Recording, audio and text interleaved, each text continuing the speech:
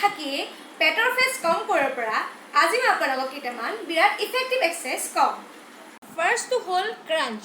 বিচনাত শুই ল'ব, শুই পেলাই নিটো বেণ্ড ৰাখিব পাৰে, নহ'লে বা ষ্ট্ৰেটো ৰাখিব পাৰে।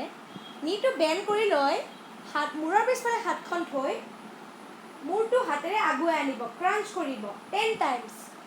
1 2 3 4 5 6 7 8 9 10। সেকেন্ড এক্সাৰসাইজটো হ'ল ভি আপ ক্ৰাঞ্চ। নিটো বেণ্ড ৰাখিব, হাত দুখন কিলাকুটিৰ জোৰত বডিটো ওপৰত উঠাই ৰাখিব, দেন নিটোৰে ক্ৰাঞ্চ কৰিব।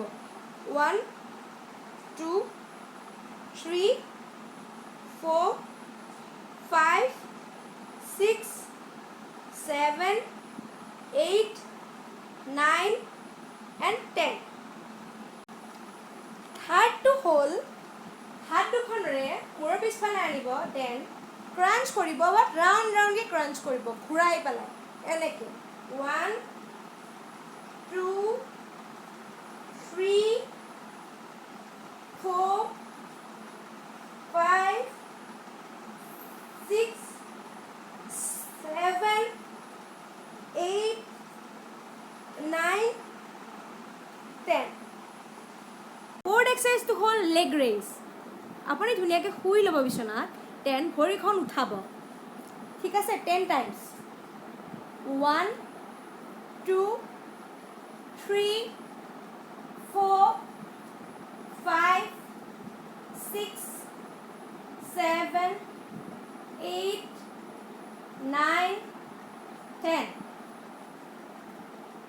ফিফ্থ এক্সাৰসাইজটো হ'ল ৰিভাৰ্ছ ক্ৰাঞ্চ। ভৰিখন উঠাই পেলাই ওপৰৰ ফালে কমৰখন দাঙি দিব, চ' এইটো ৰিভাৰ্ছ ক্ৰাঞ্চ বুলি কয়।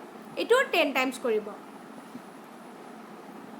ভৰিখন দাঙিব আৰু উঠাব। 1 2 3 4 5 6 7 8 9 and 10। এক্সাৰসাইজকেইটা কৰি ভাগৰ লাগিছে নিশ্চয়, হয়নে? ভাগৰ লাগিছে মানে আপোনাৰ বডিত ফেট বাৰ্ণিং প্ৰচেছ ষ্টাৰ্ট হৈ গৈছে।